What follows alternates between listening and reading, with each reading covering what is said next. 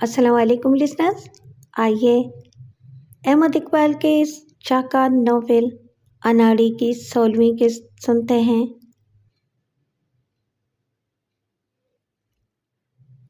गनी इस हवेली के मुलाजिमों से बहुत मुख्तलिफ था।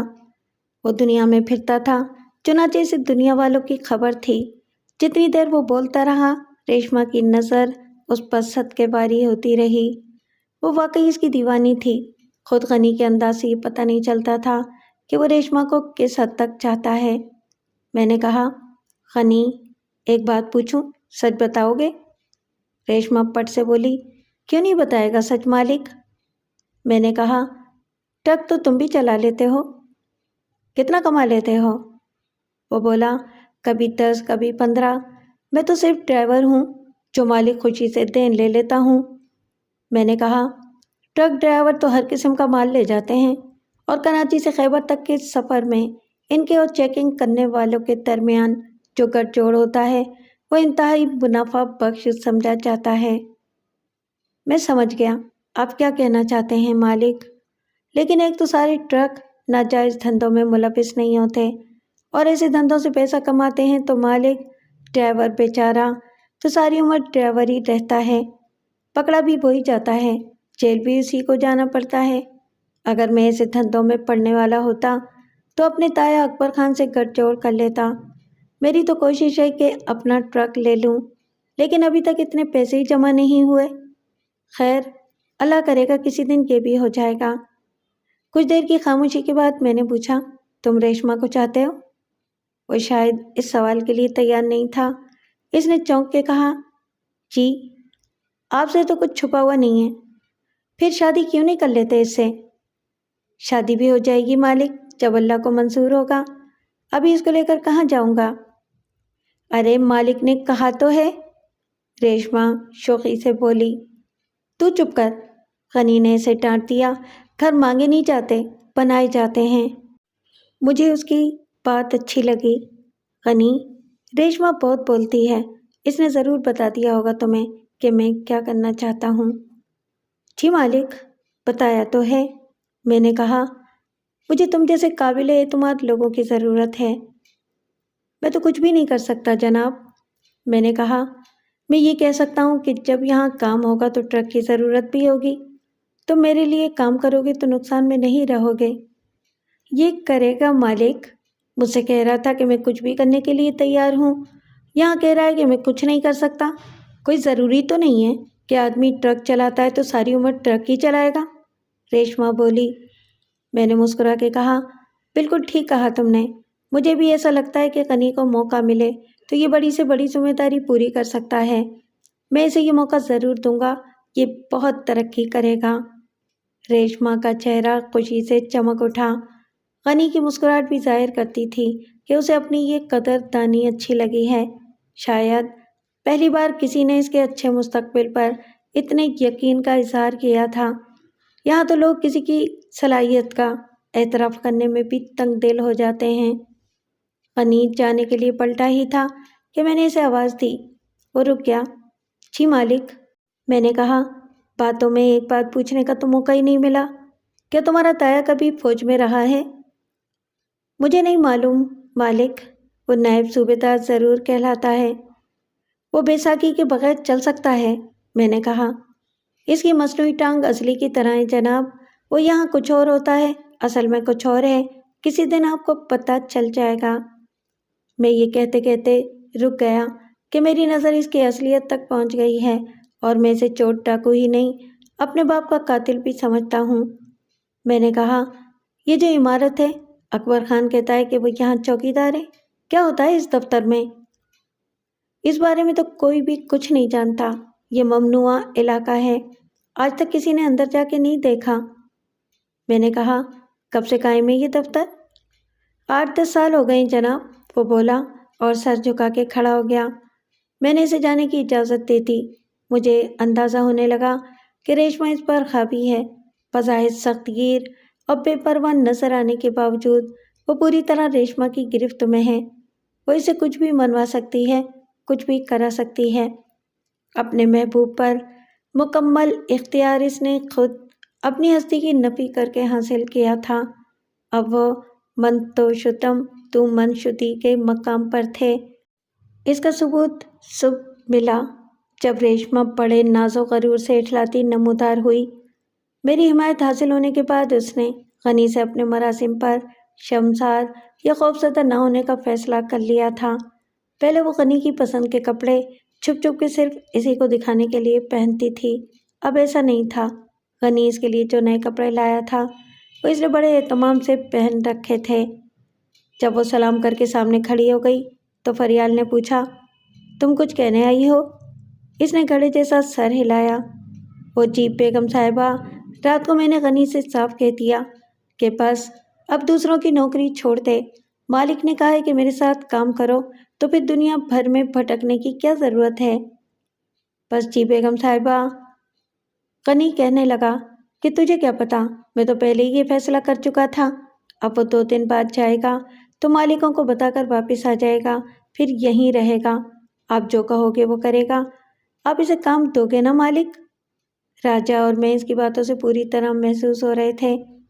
اس نے سوال کر لیا تو جواب دینے سے پہلے مجھے کچھ سوچنا پڑا، پھر میں نے اسے بلوا لیا۔ اب میں خود کو اس پوزیشن میں سمجھتا تھا کہ کچھ بھروسے کے لوگوں کو حق کی خدمت کا معاوضہ بھی دے سکوں۔ میں نے کہا، غنی، ٹرک چلانے کے علاوہ کیا کر سکتے ہو؟ محنت مزدوری کے کام بہت کیے ہیں جناب۔ میں نے کہا، ریوالور چلانا آتا ہے؟ وہ کچھ دیر تذبذب میں مبتلا رہا، پھر آہستہ سے اس نے جیب میں ہاتھ ڈال کے ایک ریوالور نکالا۔ اپنی حفاظت کے لیے ساتھ رکھنا پڑتا ہے۔ گولی آج تک کسی پر نہیں چلائی، ضرورت ہی نہیں پڑی۔ چلانی پڑی تو کیا ہوگا؟ دشمن کو لگے گی یا کسی بے گناہ کو؟ آپ آزما لیں جناب، وہ خفت سے مسکرایا۔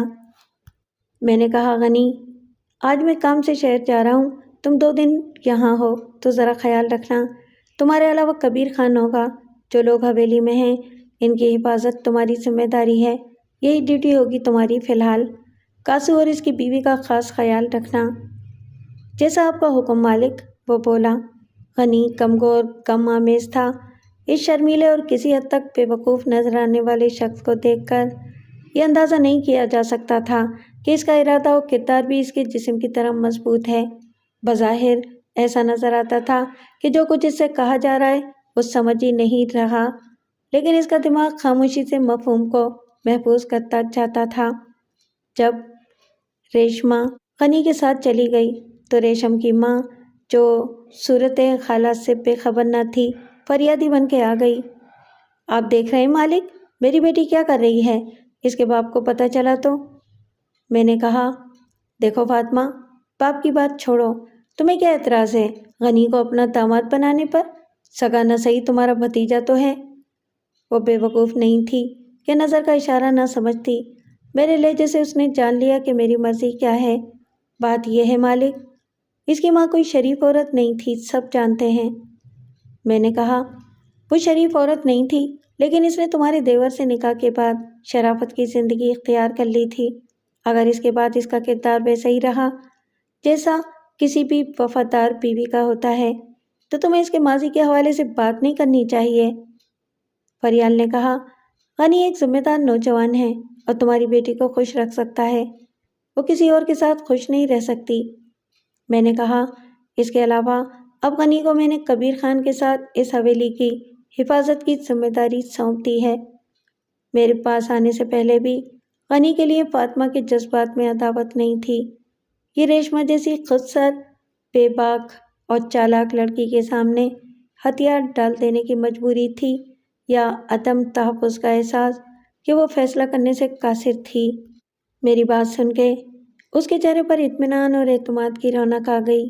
اس کا خوف دور ہو گیا کیونکہ اب ایک طرح سے میں نے غنی کی ذمہ داریاں سنبھال لی تھیں۔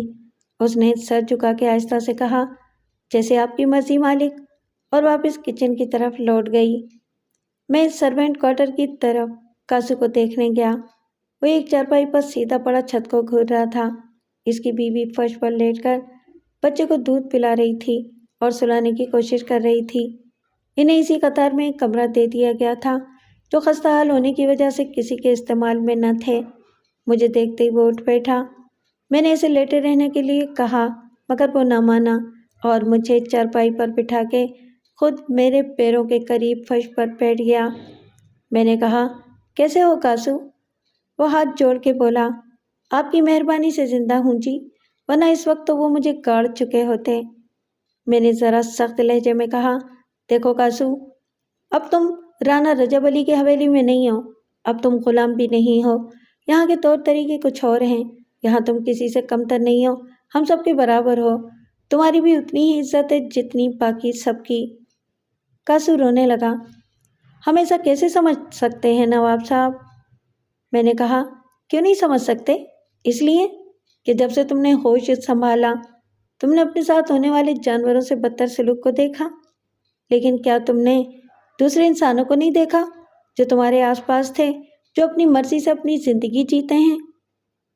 یہ سب نصیب کی بات ہے جناب، اسے بحث کرنا اور اسے انسانوں کی مساوات کا اسلامی اور عالمی فلسفہ سمجھانا مشکل تھا۔ وقت گزرنے کے ساتھ ساتھ یہ بات خود اس کی سمجھ میں آنے لگی۔ کاسو کو بہت مارا پیٹا گیا تھا، ذلت اٹھاتے اور تشدد برداشت کرتے اس نے اپنی زندگی گزار دی تھی، چنانچہ اس کو اپنی حالت کے خراب ہونے کا اتنا زیادہ احساس بھی نہ تھا۔ اس کی بیوی کی صحت بھی افسوسناک حد تک خراب تھی اور ماں کی صحت سے بچے کا متاثر ہونا فطری بات تھی۔ انہیں علاج اور اچھی خوراک کی ضرورت تھی۔ میں نے فاطمہ سے کہا کہ وہ کاسو کی خوراک کا خاص خیال رکھے اور اس کی بیوی بچے کا بھی۔ جب میں واپس آنے لگا تو اس کا دیوانہ دیور جو دیوار سے ٹیک لگائے سو رہا تھا ایک دم نعرہ مستانہ لگا کے اٹھا۔ اس نے معمول کے مطابق گیروے رنگ کا چوغا پہن رکھا تھا۔ اس کے سر اور داڑھی مونچھوں کے بال بے ترتیب ہو رہے تھے۔ اس کے ایک ہاتھ میں وہی 6 فٹا لمبا اور اس کی بند مٹھی سے موٹا لکڑی کا ڈنڈا تھا جس پر رنگین ربن لپٹے ہوئے تھے اور اوپر نیچے گھنگرو بندھے ہوئے تھے۔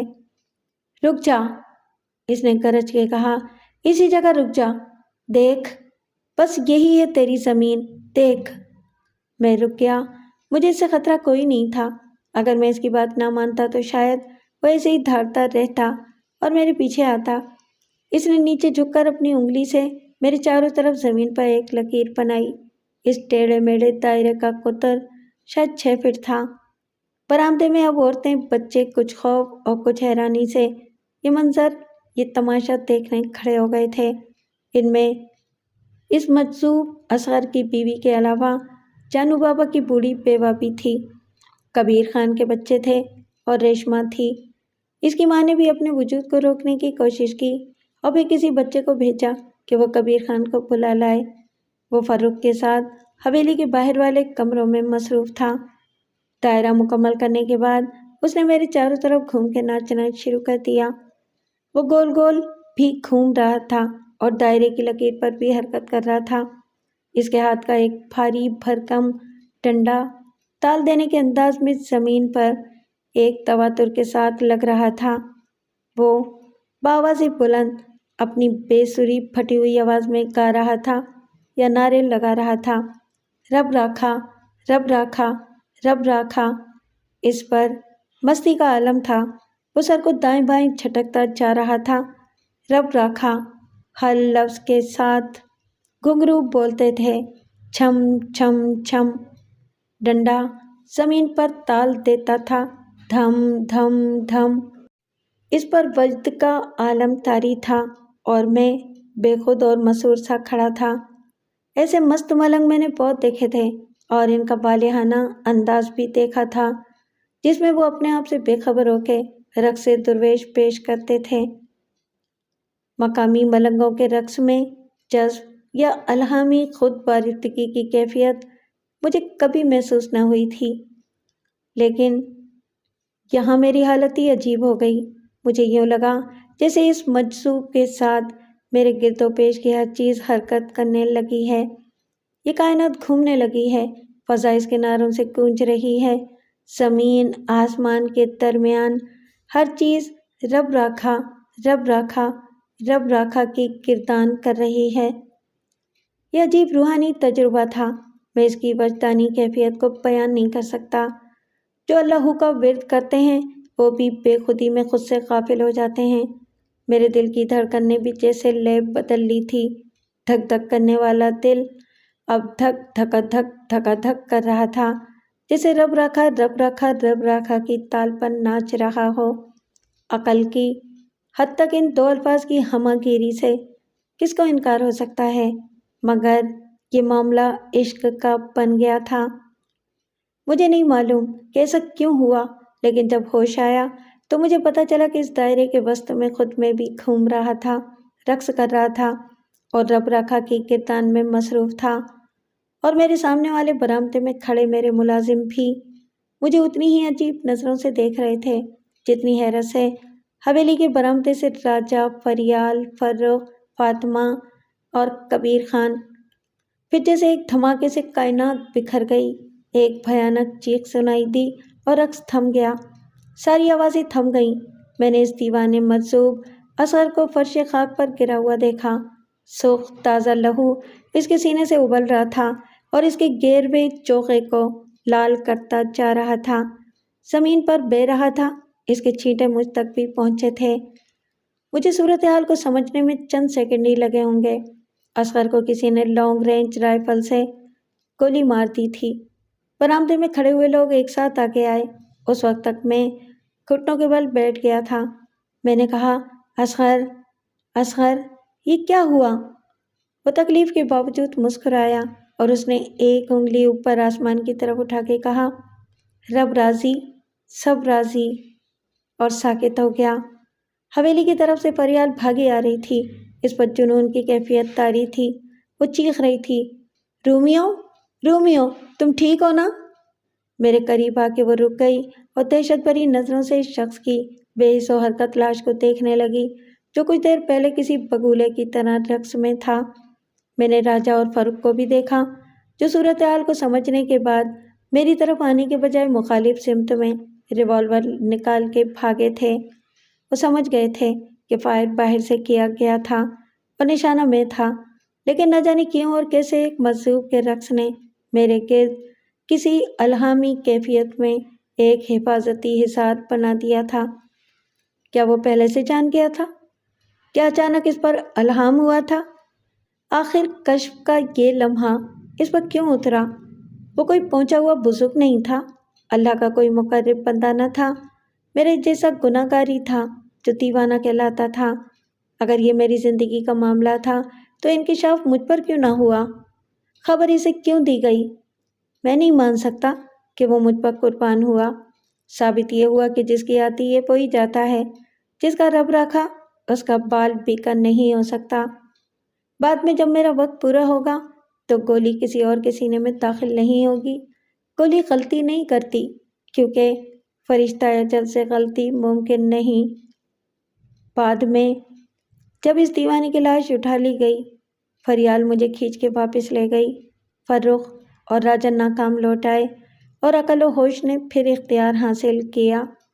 تو سوالات کا سلسلہ شروع ہوا۔ کچھ میں نے اپنے آپ سے پوچھے، کچھ فریال نے اور میرے دوستوں نے اور باقی پولیس نے۔ فریال نے کہا، یہ تمہیں کیا ہو گیا تھا؟ میں نے کہا، پتہ نہیں، لیکن مجھے کچھ نہیں ہوا۔ تم اس دیوانے کے ساتھ رقص کیوں کرنے لگے تھے؟ میں نے کہا، مجھے نہیں معلوم، کیا میں رقص کر رہا تھا؟ سب دیکھ رہے تھے کہ نواب صاحب کو کیا ہو گیا ہے۔ میں نے کہا، سب نے یہ بھی دیکھا کہ نواب صاحب کو کچھ نہیں ہوا۔ راجہ نے افسوس سے کہا، وہ زندہ رہا جس کے لیے ایک فرعون نے طے کر رکھا تھا کہ اس کو آج مرنا ہوگا۔ میں نے کہا، ہاں، کاسو زندہ رہا، حالانکہ نشانہ اسی کو بنایا گیا تھا۔ وہ ہمارے پیچھے برآمدے میں موجود تھا، بالکل سامنے آ گیا تھا۔ فروخ نے کہا، وہ دیوانہ اس گولی کا راستہ روکتا تو نشانہ خطا نہ ہوتا۔ نشانہ کیسے خطا نہ ہوتا؟ میں نے کہا، پھر تو ثابت ہو جاتا کہ زندگی اور موت پر نعوذ باللہ رانا با اختیار ہے۔ وہ آج صبح کاسو کو زندہ دفن کرانا چاہتا تھا۔ وہ جلادوں کے قبضے سے نکل آیا تو رانا نے شکاری بھیجے کہ جاؤ، اس کی موت کے لیے جو وقت مقرر کیا گیا تھا اسی وقت پر اسے وہیں گولی مار دو جہاں وہ پناہ لینے گیا ہے۔ فاروق بولا، کیا ہم پولیس کے سامنے بھی یہی بیان دیں گے؟ راجہ نے تلخی سے کہا، نہیں، یہ نامعلوم حملہ آوروں کا کام تھا، نشانہ ہم نہیں تھے، کاسو بھی نہیں تھا۔ معلوم نہیں اس دیوانے سے کسی کو کیا دشمنی تھی۔ پولیس ایسے بیان خود لکھ لیتی ہے، اس میں ان کے لیے آسانی ہے۔ میں نے کہا یہ بات نہیں، پولیس اس کے قتل کو اس کی داستان ماضی سے جوڑ دے گی۔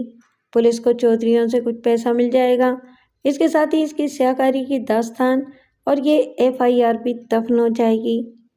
راجا نے کہا پھیکے پتر، میں کچھ اور سوچ رہا تھا، میرا خیال ہے کہ تو نکل جا فوراً۔ میں نے کہا کیسے نکل جاؤں، ابھی قانونی کارروائی باقی ہے۔ اسی لیے تو کہہ رہا ہوں، قانونی کارروائی شروع ہونے سے پہلے تو جا، اور یہاں کے معاملات ہم سنبھال لیں گے یار۔ تیرا نام کسی کی زبان پر نہیں آنا چاہیے، نہ تو یہاں تھا اور نہ ہی فریال تھی۔ میں نے کہا تیری بات کچھ میری سمجھ میں آ رہی ہے، لیکن مرنے والی کی بیوی ہے اور بچے ہیں، انہیں میں سمجھا لوں گا۔ پریشانی سے بچنا ہے تو مختصر بیان دیں۔ معلوم نہیں کس نے گولی چلائی، کسی نے کچھ نہیں دیکھا، سب اندر تھے، باہر کوئی بھی نہیں تھا۔ اور اگر وہ نہ مانے پھر؟ راجا نے کہا دیکھ، پہلی بات تو یہ کہ وہ تیری رعایا ہیں، ان کی مجال ہی نہیں کہ تیرے خلاف بیان دیں گے تو خود مشکل میں پڑیں گے۔ مانی تیری ہی جائے گی اگر ہم کہیں گے کہ نواب صاحب یہاں نہیں تھے تو بس نہیں تھے۔ دوسری بات یہ کہ ابھی کچھ دن پہلے جانو بابا کا قتل ہوا تھا، اس وقت ان لوگوں نے اصرار کیا تھا کہ پوسٹ مارٹم نہیں ہونا چاہیے۔ اب ضرورت محسوس ہوئی تو میں ان کو دھمکی دوں گا کہ اگر کسی نے بیان بدلا تو ہم اکبر خان پر شک ظاہر کر دیں گے اور اصرار کریں گے کہ پہلے کیس کی تفتیش بھی کی جائے۔ راجا یہ غلط ہوگا، غلط اور صحیح کے چکر میں مت پڑو۔ اگر تو نے سچ بولا تو پھر رانا بھی ملوث ہوگا، کاسو کا معاملہ آئے گا۔ ابھی تک فریال کی موجودگی کا ثبوت کوئی نہیں، اس کا نام گواہوں میں آ گیا تو مشکل ہو جائے گی۔ تجھے آج ویسے بھی جانا تھا، تو فوراً چلا جا فریال کو لے کر، اور جب تک ہم کلیئرنس نہ دیں لوٹ کے مت آنا۔ میں نے کہا پولیس سے تو نمٹ لے گا؟ کیا لکھ کے دوں یار؟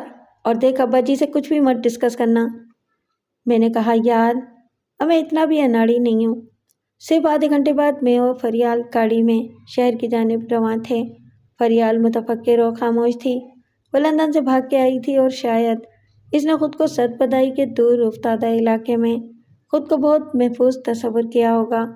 اس گوشۂ عافیت میں اس کے لیے ایک ہی خطرے کا تصور تھا، کہیں اپنی انا پر اس کو قربان کرنے والا اس کا منگیتر یہاں تک اس کا تعاقب کرتا ہوا نہ آ جائے۔ اس خطرے کے احساس میں بھی سکون دینے والا خیال تھا کہ یہاں وہ اکیلی نہیں ہے، اس کے ساتھ میں ہوں۔ لیکن صد بدائی میں پیش آنے والے واقعات نے اسے احساس دلایا تھا کہ یہاں بھی خطرات ہیں، گو کہ ان کی نوعیت مختلف ہے۔ آدھے گھنٹے بعد کار اس صاف سڑک پر آ گئی جو الٹے ہاتھ پر روہتاس سے گزر کے GT روڈ تک جاتی تھی۔ میں نے کہا فریال تم اپسیٹ ہو؟ اس نے پلٹ کے کہا تم نہیں ہو؟ مجھے تو اندازہ تھا یہاں کے مسائل کا، مجھے اب ہو گیا ہے، لیکن رومیو کیا یہ معاملات ایسے ہی چلیں گے؟ میرا مطلب ہے کہ یہ خون خرابہ لاقانونیت۔ میں نے کہا تم نے وہ گانا سنا ہے، زندگی ہر قدم ایک نئی جنگ ہے، جنگ میں کمزور فریق مارا جاتا ہے۔ ابھی مجھے ثابت کرنا ہے کہ میں کمزور نہیں ہوں۔ لاقانونیت یہاں کا کلچر ہے، پہلے بھی تھا لیکن اب بہت زیادہ ہے۔ اس ماحول میں بقا یعنی سروائیول ایک آرٹ نہیں مارشل آرٹ کی طرح ہے۔ ٹیک اٹ ایزی، کچھ دن میں سب ٹھیک ہو جائے گا۔ پھر میں نے کہا 1 گھنٹے بعد لاہور ہم پہنچیں گے تو تم کہاں جاؤ گی؟ کہیں نہیں، میں تمہارے ساتھ ہوں، جہاں تم وہاں میں، آخر میرا سسرال بھی ہے یہاں۔ سسرال جانے کا ویزا نہیں ملا ہے تمہیں ابھی؟ کیوں؟ اس گوری حسینہ کے لیے تو تیاری کر لی تھی تم نے۔ میں نے کہا اس کی اور بات ہے، دراصل ہمارے گھر میں نسلی تعصب بہت ہے، گورے آج بھی حاکم ہیں، پہلے سے زیادہ سر پر بٹھائے جاتے ہیں، دیسی مال کی قدر کوئی نہیں۔ اب کالے حقوق کی جنگ کے لیے اٹھ کھڑے ہوئے ہیں اور جیت انہی کی ہوگی نواب صاحب قبلہ۔ میں نے کہا سیریس ہو جاؤ، تمہارا اس طرح وہاں رہنا ہرگز خطرے سے خالی نہیں ہے۔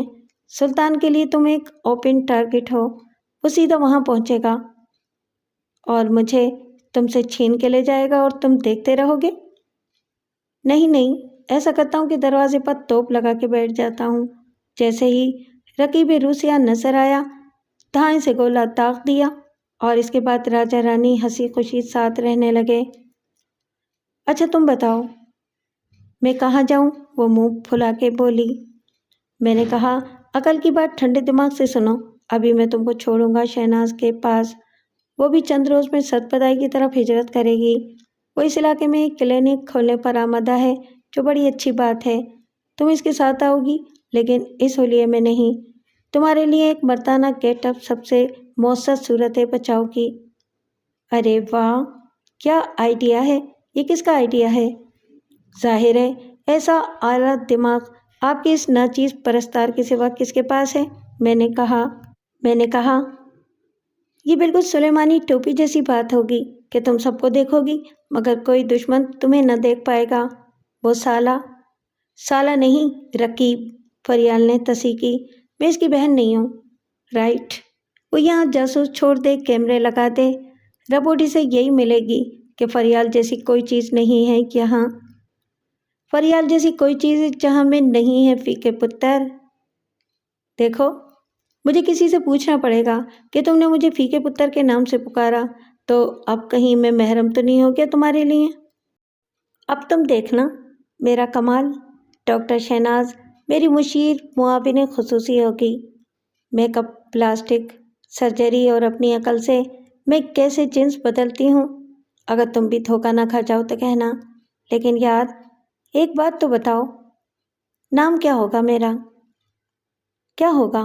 میں نے کہا، آج کل کے حساب سے فریال گجر شریف بدماش۔ میں نے فریال کو ڈاکٹر شہناز کے گھر پر اتارا۔ شہناز مصر تھی کہ میں کم سے کم ایک کپ چائے نوش فرماؤں، مگر میں نے کہا کہ مجھے پہلے اپنے وکیل سے ملنا چاہیے، صبح وہ کورٹ میں ہوتا ہے۔ فاروقی کی خوبصورت سیکرٹری مجھے دیکھ کے مسکرائی۔ آپ کچھ دیر ہمارے پاس بھی تو بیٹھیے نواب صاحب۔ میں نے اسے آنکھوں میں آنکھیں ڈال کے رومانٹک لہجے میں کہا، کتنا پاس یہ بھی بتا دو۔ وہ بڑی ادا سے بل کھا کے اٹھی۔ اندر ایک کلائنٹ ہے اور آج انٹرکام خراب ہے، میں خود بتا دیتی ہوں۔ اتنے میں اندر والا کلائنٹ باہر آ گیا تو میں اسے خدا حافظ کہہ کے اندر چلا گیا۔ فاروقی نے عادت کے مطابق نعرہ لگا کے میرا استقبال کیا۔ اجی آئیے آئیے نواب صاحب، آپ کو تخت نشینی مبارک ہو، اس نے پرجوش انداز میں گلے ملتے ہوئے کہا۔ کچھ دیر رسمی باتوں کے بعد جب میں نے سیریس بات کا آغاز کیا تو ایک کلائنٹ نمودار ہو گیا۔ اس نے اسے عجلت میں نپٹایا، پھر بھی مجھے آدھا گھنٹہ انتظار کرنا پڑا۔ جب دوسرا کلائنٹ نمودار ہوا تو مجھے فکر لاحق ہونے لگی۔ آثار یہ تھے کہ مجھے فاروقی سے فرصت سے بات کرنے کے لیے طویل انتظار کرنا پڑے گا۔ اتنے میں فاروقی ہاتھ میں بریف کیس لیے باہر آ گیا۔ اٹھو یار، نکلو یہاں سے، یہاں تو یہی سلسلہ چلتا رہے گا رات بھر، چلو ہم بھاگ چلیں۔ چلو، اور پھر ہم ایک 5 اسٹار ہوٹل کے ریسٹوران میں جا بیٹھے۔ اس نے پھر کافی طلب کر لی۔ اپنی تواضع کا سامان وہ جیب میں لیے پھرتا تھا۔ اس نے ایک چھوٹی سی چپٹی بوتل نکال کر 2 گھونٹ پی کے واپس رکھ لی۔ میں نے کہا، فاروقی ایک مسئلہ ہے جس نے مجھے پریشان کر رکھا ہے۔ یہ بتاؤ کہ میری زمین پر اگر کہیں کسی کا ناجائز قبضہ تھا تو تم نے اس بارے میں مجھے کیوں نہیں بتایا؟ وہ حیرانی سے بولا، ایسی تو کوئی بات نہیں۔ بات کیسے نہیں؟ حویلی سے آدھے کلومیٹر کے فاصلے پر وہ عمارت کس کی ہے جس پر لکھا ہوا ہے علاقۂ ممنوع، GHQ سے زیادہ سخت حفاظتی انتظامات ہیں، وہاں میں بھی داخل نہیں ہو سکا۔ یہ تم کیسی باتیں کر رہے ہو؟ وہاں ایک ریسرچ اسٹیشن قائم کرنے کی اجازت ضرور دی گئی تھی۔ کس قسم کا ریسرچ اسٹیشن؟ کوئی دفاعی نوعیت کے ہتھیار وغیرہ ڈیولپ کرنے کے لیے یا ایٹمی توانائی کا؟ وہ ہنسنے لگا۔ ایگریکلچر اور ماحولیات کی ریسرچ ہوتی ہے وہاں، صحیح نوعیت کا مجھے علم نہیں۔ میں نے کہا، کس نے دی تھی یہ اجازت؟ انہی مرحوم نے جنہوں نے تمہیں اپنا وارث مقرر کیا تھا۔ میں نے کہا، یہ کب کی بات ہے؟ جب وہ آخری بار آئے تھے کئی سال پہلے تو ان کے کسی دوست نے کہا تھا کہ پاکستان میں کوئی ریسرچ اسکالر ہیں، نام اس وقت مجھے یاد نہیں، ان کو تعاون کی ضرورت ہے۔ جب وہ طفیل احمد مرحوم سے ملے، میرا مطلب ہے کہ وہ پاکستانی اسکالر، تو معلوم نہیں ان کے درمیان کیا بات ہوئی۔ مرحوم نے ان کو تعاون کے نام پر کتنا نقد دیا، یہ جگہ انہیں دی گئی تھی۔ کیسے؟ تحفے میں، کرائے پر یا لیز پر؟ اس نے نفی میں سر ہلایا۔ وہ ایک طرح کا اجازت نامہ تھا اور کچھ نہیں۔ کتنے عرصے کے لیے؟ یہ طے نہیں تھا، لیکن اس سے کسی طرح کا حق ملکیت ثابت نہیں ہوتا۔ میں نے کہا، اس کا مطلب یہ کہ میں چاہوں تو اس اجازت نامے کو منسوخ بھی کر سکتا ہوں، وہ جگہ خالی بھی کرا سکتا ہوں۔ اس میں شک کی کیا بات ہے؟ اچانک میری نظر کچھ فاصلے پر موجود ایک شخص کی طرف گئی تو مجھے حیرت کا جھٹکا لگا۔ پہلے مجھے شبہ ہوا کہ وہ کوئی اور ہے۔ وہ بہترین سوٹ اور ٹائی میں تھا، لیکن اس درجہ مشابہت صرف ہمزاد بھائیوں کے علاوہ کہیں نظر نہیں آتی۔ پھر اس کے ساتھ جو ہستی موجود تھی، اسے میں کیسے بھول سکتا تھا؟ میں نے فاروقی سے معذرت کی کہ میں ابھی آتا ہوں اور ٹیبل کی طرف بڑھا۔ مجھ سے چند ٹیبل کے فاصلے پر اکبر خان اس حسن مجسم نور جہاں کے ساتھ موجود تھا جسے وہ اپنی زوجہ ثانی قرار دیتا تھا۔ در حقیقت ایسا تھا تو اسے اکبر خان کی خوش نصیبی یا کاتب تقدیر کی ستم ظریفی کے سوا کیا کہا جا سکتا تھا؟ پہلو حور میں لنگور، خدا کی قدرت۔ نور جہاں کو دیکھ کے ہی مجھے یقین آیا کہ نہ وہ اکبر خان کا ہمزاد ہے، نہ جڑواں بھائی اور نہ ہم شکل، بلکہ خود اکبر خان ہیں، ورنہ اس کا ظاہری حلیہ اور بدلا ہوا روپ مجھے شک میں مبتلا کر دیتا۔ اکبر خان بہترین بلو بلیک سوٹ میں تھا اور اس نے کریم کلر کی شرٹ پر سوٹ کے رنگ سے میچ کرنے والی پولکا ڈاٹ ٹائی بھی بہت نفاست سے باندھی تھی۔ مجھے اس کے ہاتھ پر جو گولڈن ریسٹ واچ نظر آ رہی تھی، اس کے ڈائل پر ہندسوں کی جگہ نگینے تھے اور ان کی آب و تاب بتاتی تھی کہ وہ ہیرے ہوں گے۔ اکبر خان کے بال بھی سلیقے سے بنے ہوئے تھے اور وہ بڑے پر اعتماد انداز میں بیٹھا ہوا تھا۔ اکبر خان اکیلا نہیں تھا۔ اسی ٹیبل پر مجھے سیاحوں والے مخصوص بے ترتیب اور فضول لباس میں گوری چمڑی والا جوڑا بھی نظر آ رہا تھا۔ وہ برطانوی امریکی بھی ہو سکتے تھے اور جرمن یا اٹالین بھی۔ مرد کی عمر شاید 40 کے لگ بھگ ہوگی۔ اس کے سر پر گھنگھریالے بے ترتیب بالوں کا ڈھیر تھا۔ اس کی مشت بھر سے کچھ کم داڑھی کا سنہرا رنگ بالوں سے میچ کرتا تھا۔ جسم کے بالائی حصے پر اس نے ایک باسکٹ پہن رکھی تھی جو سامنے سے کھلی ہوئی تھی، چنانچہ اس کا بالوں سے بھرا ہوا سینہ اور پیٹ دیکھے جا سکتے تھے۔ وہ دراز قد اور پرگوشت ہونے کی وجہ سے دیوزاد لگتا تھا۔ جس فرنگی حسینہ کو اس نے ہم سفر بنایا تھا، وہ ممکن ہے کہ عمر میں سے 5-6 سال کم ہو، لیکن اپنے ساتھی کے برعکس وہ حد درجہ مختصر تھی۔ اپنے 5 فٹ سے کم قد اور دبلے پتلے سپاٹ جسم کے ساتھ اس نے بالوں کو بھی 22 کٹ یا کم کرا لیا تھا۔ وہ بالشت کی مختصر ترین ٹی شرٹ میں تھی اور کسی گڑیا کی طرح بے حس و حرکت بیٹھی خلا میں دیکھ رہی تھی۔ اس کی صورت کے نقوش جاذب نظر تھے، مگر اس نے شاید مہینہ بھر سے منہ نہیں دھویا تھا۔ رہی نور جہاں، تو وہ ناز و انداز حسن کی ساری جلوہ سامانی کے ساتھ مرکز نگاہ بنی ہوئی تھی۔ اس کا makeup, hairstyle, star plus style کے بلاؤز اور ساڑی والا لباس نظر کو بہکاتا تھا، اسیر کرتا تھا۔ وہ جانتی تھی کہ حسن سے زیادہ اس کا بھرپور متناسب جسم اس کا اثاثہ ہے، چنانچہ اس کی نمائش وہ پورے اہتمام کے ساتھ اور غرور کے ساتھ کرتی تھی۔ سب سے پہلے اس بت طناز نے مجھے دیکھا اور ذرا سی دیر کے لیے اس کی نظر میں حیرانی اتر آئی، جو اس بات کی علامت تھی کہ اس نے مجھے شناخت کر لیا ہے۔ اور اس کی سبز نشیلی آنکھوں نے مجھے فوکس کرنے کے بعد اکبر خان کو خبردار کرنے کا واضح اشارہ دیا، لیکن اکبر خان نہ جانے کون سے کاروباری یا قانونی مسئلے پر فرنگی جن کے بچے سے بحث میں مگن تھا کہ وہ بے خبر رہا اور میں اچانک اس کے سامنے جا کھڑا ہوا۔ میں نے دل ہی دل میں اکبر خان کو سراہا۔ مجھے دیکھ کے نہ وہ چونکا نہ ہراساں ہوا۔ اس نے قطعی لا تعلقی کے ساتھ کسی اجنبی کی طرح میری طرف سوالیہ نظروں سے دیکھا۔ وہ میری آنکھوں میں آنکھیں ڈال کے دیکھتے ہوئے انتہائی پرسکون رہا اور اس کا اعتماد ایک لمحے کے لیے بھی متزلزل نہیں ہوا۔ اس چند سیکنڈ کی خاموشی کو میں نے ہی توڑا، کیونکہ ایک اجنبی کی طرح دخل اندازی میں نے ہی کی تھی۔ ہیلو اکبر خان۔ اس کا چہرہ سپاٹ رہا اور اس نے بڑی اچھی اداکاری کرتے ہوئے نور جہاں کی طرف بھی سوالیہ نظروں سے دیکھا کہ یہ کون ہے جو مجھے اکبر خان سمجھ رہا ہے۔ پھر اس نے سر ہلایا۔ آپ کو غلط فہمی ہوئی ہے، میں اکبر خان نہیں ہوں۔ اس کی پروقار متانت مجھے چکرا دیتی، لیکن میں اتنی آسانی سے چکر میں آنے والا نہیں تھا، کیونکہ شناسائی کا اعتراف میں نور جہاں کی صورت پر پہلے ہی نوٹ کر چکا تھا۔ میں نے کہا، اگر تم اکبر خان نہیں ہو تو کیا یہ بھی تمہاری دوسری بیوی نور جہاں نہیں ہے؟ یہ کیا بکواس ہے؟ اکبر خان نے برہمی سے کہا۔ کون ہو تم اور کیا مقصد ہے اس بدتمیزی کا؟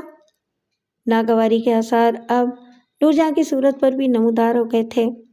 دیکھیے، آپ شدید غلط فہمی کا شکار ہیں، اکبر خان نے غصے سے کہا۔ غلط فہمی نہیں، یہ شخص ضرور نشے میں ہے۔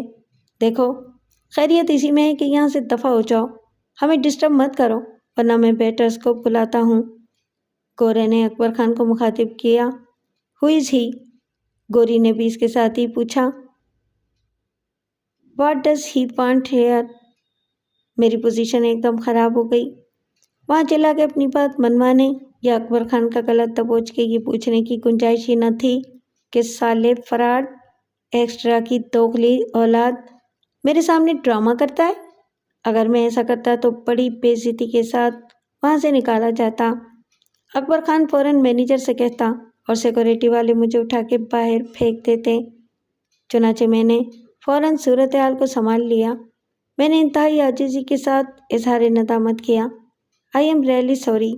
دراصل میرا ایک ملازم چوکیدار تھا، بڑا ڈرامے باز، اس کی صورت آپ سے بہت ملتی ہے۔ اگر وہ اکبر خان نہ ہوتا تو میری وضاحت سے مزید خفا ہوتا کہ کیا میں حلیے سے آپ کو چوکیدار لگتا ہوں؟ کیا میں ڈرامہ کر رہا ہوں؟ لیکن اس نے خاموشی میں عافیت جانی کہ بات زیادہ نہیں پڑی۔ میں بھی اڑ جاتا کہ تم کیا سمجھتے ہو، مجھے بیوقوف بنا سکتے ہو؟ میں تمہیں اکبر خان ثابت کر کے چھوڑوں گا۔ اگر وہ ہوٹل سیکورٹی اسٹاف کو بلاتا تو میں کہتا کہ ٹھہرو، میں پولیس کو بلاتا ہوں۔ لیکن میں نے ہنگامہ آرائی سے گریز کیا۔ فاروقی نے دور سے سب دیکھا تھا، لیکن سنا کچھ نہیں تھا۔ اکبر خان سے میری مختصر گفتگو شرافت کے دائرے میں رہی تھی، چنانچہ بالکل ساتھ والی ٹیبل پر بیٹھے ہوئے لوگوں نے ضرور سنی تھی، لیکن اسے اہمیت نہیں دی تھی۔ فاروقی کی طرف دیکھے بغیر میں نے باہر کا رخ کیا۔ وہ سمجھا ہوگا کہ مجھے واش روم جانا ہے یا باہر سے فون کرنا ہے۔ وہ اپنی جگہ بیٹھا رہا۔ اکبر خان نے سمجھا ہوگا کہ میں شرمندہ ہو کے بھاگ گیا، لیکن اس کے دل میں ایک خوف نے ضرور جگہ بنا لی ہوگی کہ اب نہ جانے میرا اگلا قدم کیا ہوگا۔ کسی کی آنکھوں میں اس طرح دھول بہرحال نہیں جھونکی جا سکتی۔ وہ اکبر خان تھا اور اس کے ساتھ جو عورت تھی وہ نور جہاں تھی۔ اس حقیقت سے انکار وہاں ممکن تھا، ہر جگہ نہیں۔ باہر آ کے میں نے ایک سلپ پر لکھا، میں باہر تمہارا انتظار کر رہا ہوں، اور ایک ویٹر کو اشارے سے بلا کے کہا کہ فاروقی کو دے آئے۔ پھر میں فاروقی کی گاڑی کے پاس رک کے انتظار کرتا رہا۔ فاروقی بل ادا کر کے 10 منٹ بعد نمودار ہوا۔ بھائی رفیق صاحب، یہ کیا؟ آپ تو یوں غائب ہو گئے جیسے چور کو دیکھ کر سپاہی بھاگ جاتا ہے۔ میں نے کہا، صحیح مثال دی تم نے، لیکن اب اس چور کی خیر نہیں۔ آخر کون تھا وہ؟ دراصل میں تو اس ہوش ربا حسینہ کی طرف زیادہ متوجہ رہا۔ بخدا کیا چیز تھی؟ فاروقی نے گاڑی کھولی۔ میں نے کہا، میں پیچھے بیٹھوں گا۔ خیریت؟ آپ کچھ جلال میں ہیں؟ وہ کیا ہے، بقول شاعر، بھمیں تنی ہے خنجر خات میں ہے، تن کے بیٹھے ہیں۔ میں نے کہا، تم نے کبھی کسی کا تعاقب کیا ہے؟ میرا مطلب ہے فلمی جاسوس کے انداز میں، جو گاڑی میں کسی مجرم کا پیچھا کرتے ہیں، گاڑی کو جیٹ طیارے کی طرح چلاتے ہیں، الٹے سیدھے دائیں بائیں، سینکڑوں گاڑیوں سے ٹکراتے، جمپ لگاتے، راستے کی ہر رکاوٹ سے بچتے بچاتے۔ اس نے مجھے غور سے دیکھا۔ میری گاڑی اور زندگی دونوں ہی شارٹ ہیں، مگر اس کے باوجود میں خودکشی کے موڈ میں نہیں ہوں۔ آخر چکر کیا ہے؟ میں نے اسے مختصراً اکبر خان کے بارے میں بتایا۔ اب کچھ دیر بعد وہ باہر تو آئے گا، باہر آنے کا یہی ایک راستہ ہے۔ یہ بھی تو ہو سکتا ہے کہ وہ آدھی رات تک وہیں بیٹھا رہے۔ میں نے کہا، ہمیں بھی فرصت ہی فرصت ہے مسٹر فاروقی۔ اس نے ایک ٹھنڈی سانس لی۔ سچ کہتے ہو، تمہاری کوئی گھر والی نہیں ہے، اور جو میری ہے اسے اب میرا انتظار ہی نہیں ہوتا، نہ مجھے جلدی ہوتی ہے اس کے پاس پہنچنے کی جو پہلے سال ہوتی تھی۔ یہ کہہ کر وہ اپنی بات پر خود ہی کہا مار کے ہنسا۔ میں نے کہا، وہ پہلے دیکھے گا کہ میں باہر کہیں موجود تو نہیں ہوں، ممکن ہے کہ خود نہ نکلے، نور جہاں کو بھیجے۔ یہ اس آفتی جہاں کا نام ہے؟ ہاں، وہ بڑی خطرناک عورت ہے فاروقی صاحب۔ ہم بھی تو خطرات سے کھیلنے کا شوق رکھتے ہیں نواب صاحب۔ اس کے ساتھ وہ سفید چمڑی والا کون تھا، اور وہ میم؟ میں نے کہا، انہیں میں نہیں جانتا، لیکن وہ بھی مجھے مشکوک قسم کے کردار لگے۔ ان کا حلیہ ہی آوارہ گردوں والا تھا۔ ایسے ہی لوگ تو ڈرگ مافیا کے کام آتے ہیں۔ امریکی یورپی پاسپورٹ بے خط معتبر اور شک و شبے سے بالاتر سمجھا جاتا ہے، اور پیسوں کی خاطر یہ لوگ کچھ بھی کرنے کو تیار ہو جاتے ہیں۔ سچ کہا تم نے، ایک گوری کو تو میں بھی جانتا ہوں، وہ بڑی ہی بے شرم ہے۔ 1 گھنٹے بعد میرے ضبط کا حوصلہ جواب دینے لگا۔ فاروقی کی یہ بات درست ہوتی نظر آتی تھی کہ وہ آدھی رات تک باہر نہیں آئے۔ وہ میرے صبر کو آزمائے گا، یہ چاہے گا کہ تنگ آ کے میں کچھ کروں، یا وہ کوئی ترکیب چلے گا کہ میری آنکھوں میں دھول جھونک کے نکل جائے۔ بظاہر یہ آسان نہ تھا، نہ وہ حلیہ اور چہرہ بدل سکتا تھا اور نہ کوئی خفیہ راستہ نکال سکتا تھا۔ فاروقی نے کہا، یار، انتظار کسی امید میں ہو تو اور بات ہوتی ہے۔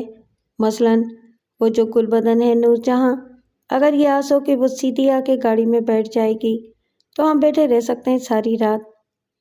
میں نے کہا، فی الحال اس کا کوئی چانس نہیں، اس لیے دوسرا طریقہ اختیار کرتے ہیں۔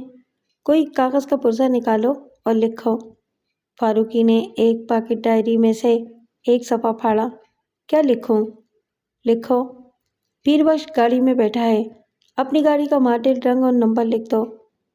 کیا وہ اتنا بے وقوف ہے؟ نہیں، میں ایک چانس لے رہا ہوں، قسمت ساتھ دے تو کامیاب بھی ہو جاتا ہے۔ فاروقی نے وہ رکا مجھے دیا۔ میں نے اسے بند کر کے دوبارہ ریسٹورنٹ کا رخ کیا۔ کچھ دیر انتظار کے بعد ایک ویٹر کی شکل نظر آئی۔ میں نے اسے اشارے سے قریب بلایا۔ دیکھو، یہ رکا اندر پہنچانا ہے۔ میں نے اکبر خان کا نور جہاں کا حلیہ بتا کے کہا۔ اس نے مجھے مشکوک نظروں سے دیکھا۔ آپ خود کیوں نہیں جاتے؟ میں نے جیب سے 1000 کا نوٹ نکالا۔ بات کو سمجھا کرو، مجھے اندر نہیں جانا، اسے باہر بلانا ہے۔ ویٹر نے رکا کھول کے پڑھا، کچھ دیر سوچتا رہا اور پھر نوٹ پکڑ لیا۔ اگر انہوں نے پوچھا، اس کا جملہ مکمل ہونے سے پہلے ہی میں نے کہا، تو تم کہو گے کہ اس حلیے کا آدمی تھا۔ میں نے اسے پیر بخش کا حلیہ سمجھا دیا۔ وہ بھی تذبذب میں پڑ گیا۔ سر جی، میں غریب آدمی ہوں۔ میں نے کہا، مجھے معلوم ہے، اسی لیے تو 1000 دے رہا ہوں۔ کوئی اور غریب شاید یہ کام 500 میں بھی کرتے۔ وہ سمجھ گیا اور سر ہلا کے غائب ہو گیا، تو میں نے فاروقی کو اشارہ کیا کہ گاڑی آگے لے آئے۔ اسی وقت گورا جن کسی ریچھ کی طرح بازو ہلاتا گوری کے ساتھ نمودار ہوا۔ گوری سگریٹ پی رہی تھی اور وہ میرے پاس سے گزرے تو مجھے دھوئیں کے مرغولے سے چرس کی بو آئی۔ اکبر اور نور جہاں سے ان کے تعلقات واضح طور پر کسی غلط کاروباری شراکت کی نشاندہی کرتے تھے، لیکن میرے پاس کوئی قانونی اختیار نہ تھا کہ میں ان غیر ملکیوں کو روک کے ان سے کچھ پوچھ سکتا۔ ایسے لوگوں پر ہاتھ ڈالنے سے پہلے خود پولیس 100 بار سوچتی ہے۔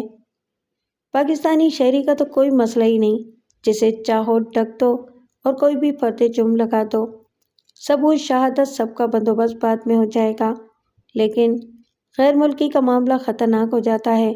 سفارت خانہ احتجاج کر دے کہ ہمارے شہری کو بلا وجہ ہراساں کیا گیا تو نوکری خطرے میں پڑ سکتی ہے۔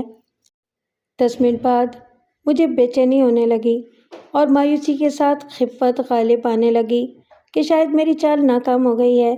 میں نے اپنی دانست میں بڑی ذہانت سے ایک جال بچھایا تھا، مگر اکبر خان، جس کی حیثیت ابھی تک میری نظر میں ایک معمولی چوکیدار سے زیادہ نہ تھی، گرفتار ہونے پر تیاری نہیں تھا۔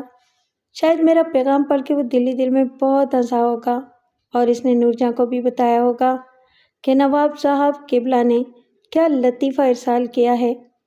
ممکن ہے اس نے ویٹر کو بھی لالچ یا دھمکی سے سچ بولنے پر مجبور کر دیا ہو۔ فاروقی نے ہارن بجا بجا کے مجھے متوجہ کرنے اور اشارے سے یہ پوچھنے کا سلسلہ الگ شروع کر رکھا تھا کہ کیا ہوا۔ اسے نظر آ رہا تھا کہ کچھ بھی نہیں ہوا، لیکن ایک تو اس نے نو پارکنگ ایریا میں گاڑی کھڑی کی ہوئی تھی اور دوسرے انتظار کی کوفت میں وہ کوفتہ ہو رہا تھا۔ صرف ایک لمحے کے لیے مجھے خیال آیا کہ کہیں اکبر خان مجھے چکمہ دے کر نکل نہ گیا ہو، لیکن یہ ناممکن تھا۔ یہ صرف اس صورت میں ممکن تھا جب وہ سلیمانی ٹوپی اوڑھ لیتا اور اس کی منقوہ برقع اوڑھ لیتی۔ ریسٹوران میں وہ ان دونوں چیزوں کا آرڈر بھی نہیں دے سکتا تھا۔ یقیناً اس خبیث الزماں نے اس وقت تک اپنی جگہ پر برائے جمان رہنے کا فیصلہ کر لیا ہوگا جب تک ریسٹوران والے خود ان سے نہ کہیں کہ بس ہو چکی نماز، مصلی اٹھائیے، ہم ریسٹوران بند کر رہے ہیں، آپ بھی گھر جائیے۔ اسے یقین ہوگا کہ اتنی دیر انتظار کرنا میرے لیے ممکن نہیں ہوگا۔ یہ بات ٹھیک ہی تھی، میں مزید انتظار نہیں کر سکتا تھا۔ اپنی چال کی ناکامی نے مجھے مشتعل کر دیا تھا۔ میں نے فاروقی کی طرف دیکھ کے ہاتھ ہلایا اور اندر چلا گیا۔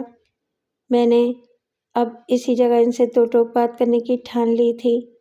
حال میں قدم رنجا فرماتے ہی مجھے حیرت کا پہلا جھٹکا لگا جب اکبر اور نور جہاں کی ٹیبل پر مجھے دو باریش مولانا تشریف فرما نظر آئے۔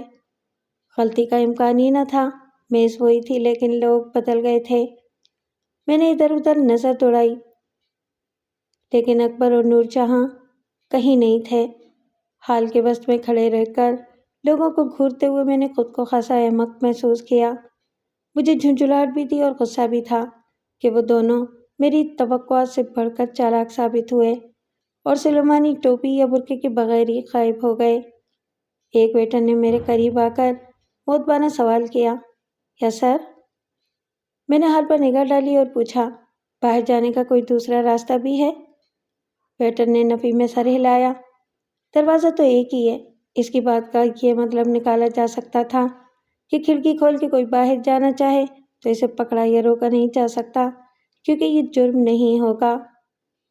کھڑکیاں سب بند تھیں کیونکہ حال ایئر کنڈیشن تھا۔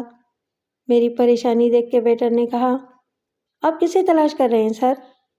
میں نے کہا، ابھی کچھ دیر پہلے جہاں یہ مولانا بیٹھے تھے یہاں ایک صاحب بیٹھے تھے، ان کے ساتھ ایک بہت حسین خاتون تھی، اتنی حسین کہ تم نے ضرور دیکھا ہوگا۔ وہ مسکرایا، وہ تو چلے گئے سر۔ چلے گئے؟ مگر کیسے؟ کس راستے سے؟ میں باہر ان کا انتظار کر رہا تھا۔ ویٹر نے کہا، اب مینیجر صاحب سے پتہ کر لیں سر۔ مجھے کیوں لگا جیسے وہ سب جانتا ہے مگر بتا کے مشکل میں پڑ جانے سے ڈرتا ہے۔ میں نے کونے میں بنے ہوئے کاؤنٹر کا رخ کیا۔ مینیجر اپنی صورت اور وضع قطع سے بہت کاہیاں بلکہ کسی حد تک خطرناک لگتا تھا۔ اس کا سر گنجا، ناک طوطے کی چونچ جیسی اور مونچھیں تلوار مار کا تھیں۔ میرے سوال پر وہ زیادہ خطرناک نظر آنے لگا۔ اس نے آنکھیں نکال کے کراتے ہوئے کہا، آپ کیوں پوچھ رہے ہیں؟ میں نے اس کے جارحانہ رویے سے سمجھ لیا کہ ایسے بات نہیں بنے گی۔ میں نے کونیاں کاؤنٹر پر ٹکا کے کہا، یہ بات ابھی مجھے بتا دو گے تو زیادہ پریشانی سے بچ جاؤ گے، ورنہ… وہ کچھ نرم پڑا، ورنہ کیا؟ میں نے کہا، تمہیں انٹیلیجنس بیورو میں حاضر ہو کے بتانا پڑے گا، نادانستگی یا بے وقوفی میں تم اعانت مجرمانہ کے مرتکب ہو چکے ہو۔ آسان اردو میں بتائیں سر، اس نے سر کھجا کے کہا۔ میں نے کہا، اس ٹیبل پر دو غیر ملکی بھی تھے، ایک سنہری داڑھی والا جن اور ایک پورٹیبل قسم کی حسینہ۔ وہ غیر ملکی ایجنٹ کچھ ملک دشمن عناصر سے کام لے رہے ہیں، تم نے انہیں فرار کرا دیا۔ کیا معاوضہ ملا تمہیں ان کی مدد کا؟ $1000 یا 1000 یورو؟ وہ نروس ہو گیا۔ آپ کیسی باتیں کرتے ہیں سر؟ میں نے کہا، ہم کب سے ان پر نظر رکھے ہوئے تھے، تم نے لالچ میں ملک دشمن عناصر کی مدد کر کے ہمارا کام خراب کر دیا۔ اس کی حالت غیر ہو گئی۔ نہیں سر، میں نے کچھ نہیں کیا۔ تو کسی ویٹر نے کیا ہوگا، میں نے خدا کے کہا۔ نہیں سر، وہ آئے تھے میرے پاس، انہوں نے جھوٹ بولا مجھ سے کہ باہر ہمارے دشمن کھڑے ہیں۔ انہوں نے کہا کہ ہم دونوں نے اپنی پسند سے محبت کی شادی کر لی ہے، इस पर हम दोनों के कबीले वाले हमारी जान के दुश्मन हो रहे हैं। अगर बाहर गए तो वो हमें गोलियों से छलनी कर देंगे। बस सर, मुझे रहम आ गया। मैंने इन्हें किचन की तरफ से निकाल दिया। इसका रास्ता पीछे वाली गली में है। मैं इसे कुछ देर यूं देखता रहा जैसे फैसला कर रहा हूँ कि गोली इसके सर में मारूं या दिल में उतारूं। खतरनाक नजर आने वाला अब सजाए मौत के मुंतज़िर मुजरिम की तरह सर पड़ गया था। बिलाखिर मैंने एक गहरी सांस ली और काउंटर पर हाथ मार के कहा, ठीक है, अभी तो मैं जा रहा हूँ, लेकिन अपनी ज़बान बंद रखना। वो हकलाया, जी जी सर, जी सर, आपका नाम? अगर कोई बात हो तो? मैंने रवानी से कहा, शाहरुख खान, कर्नल शाहरुख खान, और सीधा चलता हुआ बाहर निकल गया। फारूकी बहुत हंसा। भाई, ये तो खूब हुई। ये मुग़ल आज़म और मलका नूर जहाँ आखिर क्या चक्कर चलाते फिर रहे हैं। मैंने कहा, मालूम हो जाएगा बहुत जल्द। बकरे की माँ कब तक खैर मनाएगी? अजी, आप किस ख्याल में हैं नवाब साहब? वो फिर नजर आया तो आप ही कुछ झूठा साबित कर देगा कि किसी और को देखा होगा आपने। मैं तो एक गरीब चौकीदार हूँ। ऐसे होटल में मेरा क्या काम? वो कुछ नहीं मानेगा। मैंने कहा, इसका तो बाप भी मानेगा, लेकिन मनवाने के लिए मुझे पुलिस का तरीका इख्तियार करना पड़ेगा। अच्छा, अब बताओ प्रोग्राम क्या है? अभी तक मैं घर नहीं गया हूँ। कल फिर सारा दिन तुम ना मिलते, इसलिए पहले इधर आ गया था। कब तक क़याम रहेगा यहाँ? मैंने कहा, कुछ पता नहीं, चंद दिन तो लगेंगे। अब्बा ने फ़ोन पर कुछ परेशानी जाहिर की थी। कुछ लोग इन्हें तंग कर रहे हैं। कौन लोग हैं, मुझे बता देते? मैंने कहा, नहीं फारूकी, ये मामला कानून और पुलिस का नहीं है। मेरे अब्बा से ज़्यादा बेसरर आदमी कौन होगा? तमाम उम्र ऐसी आजिज़ी से रहे, ये दुश्मन कौन होता? इनका बुरा चाहने वाले भी शर्मिंदा हो गए। इन्हें मिल रही है मेरे आमाल की सज़ा। मुझ पर किसी का दाव नहीं चलता तो इन्हें निशाना बना लेता है। मेरी मानो तो इन्हें यहाँ से निकाल लो। अगर तुमने सद बधाई को अपना इस्लामाबाद बना लिया है तो फिर ऐवान सदर को भी वहीं ले जाओ, वरना गायबाना अज़ाब तुम्हारे लिए भी और इनके लिए भी। शायद यही सबसे बेहतर होगा। फारूकी ने मुझे अपने ऑफिस के बाहर ड्रॉप किया तो रात के 8 बजे थे, लेकिन इसकी सेक्रेटरी ऑफिस बंद करा के जा चुकी थी। आज चौकीदार भी मौजूद नहीं था। फारूकी का ऑफिस एक यू शेप अहाते में था और 2 किनाल के रकबे पर बनी हुई सिर्फ 2 मंजिला इमारत थी, जिसमें फारूकी वाहिद वकील था। बाकी हिस्से में 2 फार्मास्यूटिकल, एक कंस्ट्रक्शन कंपनी के दफातर थे। इमारत की तीसरी मंजिल बरसों से नामुकम्मल पड़ी थी। इसके सरियों वाले पिलर आधे खड़े थे। इमारत के असल मालिक का इरादा यहाँ 6 मंजिला ऑफिस कॉम्प्लेक्स बनाने का था, लेकिन इनका अचानक इंतकाल हो जाने से ये मंसूबा अधूरा रह गया। इनकी ज़िंदगी में भी फारूकी ही किराएदारी और टैक्स वगैरह के सारे मामलात की निगरानी करता था। बच्चे पढ़ने के लिए अमेरिका गए थे तो वहीं सेटल हो गए थे। बीवी यहाँ अकेली रह के क्या करती? वो भी फारूकी को अपना अटॉर्नी मुकर्रर करके अमेरिका चली गई और 3 साल बाद मर गई। अब अजीब व गरीब सूरत हाल ये थी कि मालिक कोई नहीं था। जो वारिस थे उन्होंने कानूनी तौर पर हक के मिल्कियत हासिल नहीं किया था। चुनाचे फारूकी को हासिल अटॉर्नी के इख्तियारात की भी कानूनी हैसियत बाकी नहीं रही थी, लेकिन असल हालात का किसी और को इल्म ही न था। फारूकी साहब बदस्तूर किराया वसूल कर रहे थे और इस जॉइंट अकाउंट में जमा करा रहे थे, जिसके दोनों अकाउंट होल्डर मियाँ बीवी इस दुनिया में ही नहीं थे और उसूलन इनका अकाउंट भी फ्रीज हो जाना चाहिए था। फारूकी टैक्स के मामला से भी निपटता था और एक तरह से बिल्डिंग का मालिक बना हुआ था। किसी ने कभी इसकी हैसियत को चैलेंज नहीं किया था। फारूकी को उम्मीद थी कि किसी दिन असल वारिस वापस आके कानूनी तौर पर बैंक अकाउंट और दीगर तमाम असासे अपनी मिल्कियत में लेंगे तो ये चक्कर ख़त्म होगा। यू शेप वाले इस अहाते में इन्हीं लोगों की कार पार्किंग थी जो यहाँ काम करते थे या किसी काम से आते थे। इस वक्त तमाम दवातिर बंद थे तो अहाते में सिर्फ मेरी कार खड़ी रह गई थी। हर ऑफिस के बाहर एक लाइट ज़रूर थी, اس سے احاطے میں اندھیرا نہیں تھا۔ گاڑی اسٹارٹ کر کے میں نے ریورس گیئر لگایا تھا کہ گاڑی کو سیدھا گیٹ سے نکالوں۔ پیچھے جگہ بالکل خالی تھی، چنانچہ میں نے کچھ تیزی دکھائی، لیکن گاڑی کو پیچھے کرنے کے بعد میں نے روکنا چاہا تو وہ نہیں رکی۔ اس کے بریک فیل ہو چکے تھے۔ گاڑی پیچھے ایک آفس کی دیوار سے ٹکرائی اور رک گئی۔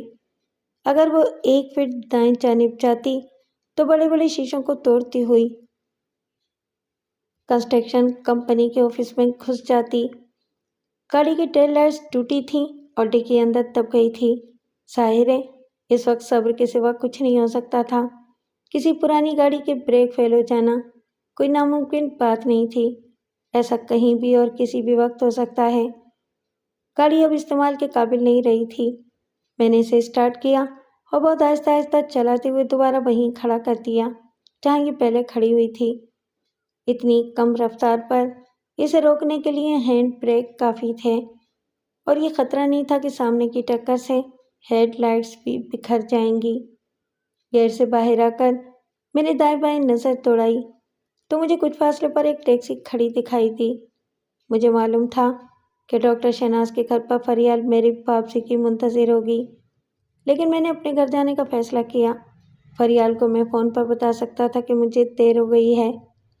ٹیکسی ڈرائیور نے میرے لیے آگے والا گیٹ کھول دیا۔ میں پیچھے بیٹھوں گا، میں نے کہا۔ پیچھے کچھ سامان رکھا ہے سر؟ ٹیکسی ڈرائیور نے بڑے ادب سے معذرت کی۔ میں اب ٹیکسی بند کرنے کے بعد گھر جا رہا تھا۔ چلیں آپ کو چھوڑ دیتا ہوں، اس وقت یہاں آپ کو دوسری ٹیکسی نہیں ملے گی۔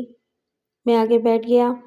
میں نے دیکھ لیا تھا کہ پچھلی سیٹ پر سیاہ پلاسٹک شیٹ سے ڈھکا ہوا سامان کا ڈھیر پڑا ہوا ہے۔ کچھ دیر میرا ذہن تازہ حادثے میں الجھا رہا، پھر خیال کی رو اکبر خان کی طرف پلٹ گئی۔ وہ بڑا حیران کرنے والا کردار تھا۔ اس کے لیے میرے ذہن میں گرگٹ کی تشبیہ آتی تھی، جو پل پل رنگ بدلنے کے لیے مشہور ہے، اور لوگ اس سے ڈرتے بھی ہیں اور اس سے نفرت بھی کرتے ہیں۔ مجھے احساس ہی نہ ہوا کہ ٹیکسی نے ایک جگہ غلط موڑ کاٹا ہے، لیکن کچھ دیر بعد اچانک میں نے دیکھ لیا کہ وہ مجھے کسی اور راستے پر لے جا رہا ہے۔ میں نے کہا کہ تم کدھر جا رہے ہو؟ وہیں جہاں تمہیں جانا چاہیے، وہ عجیب سے لہجے میں بولا۔ اس سے پہلے کہ میں کسی رد عمل کا اظہار کرتا، پیچھے پلاسٹک شیٹ میں حرکت ہوئی اور مجھے بیک ویو مرر میں ایک چہرے کی جھلک سی دکھائی دی۔ ایسا ڈرائیور کی غلطی کی وجہ سے ہوا تھا۔ اس نے بیک ویو مرر کو ایڈجسٹ نہیں کیا تھا۔ رخ اس کی طرف ہوتا تو مجھے کچھ پتہ نہ چلتا، لیکن پتہ چلنے سے بھی کوئی فائدہ نہ ہوا۔ میرے حرکت کرنے سے پہلے ہی پیچھے سے میرے سر پر وار ہوا۔ یہ ضرب بہت شدید تھی، لیکن اس بات کا خیال رکھا گیا تھا کہ میرا سر نہ چٹخے۔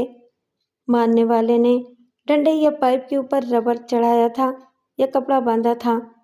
اس ضرب نے میرے دماغ کے اندر بھیجے کو ہلا دیا۔ مجھے بے حسی کے سمندر ڈوبنے میں چند سیکنڈ بھی نہ لگے۔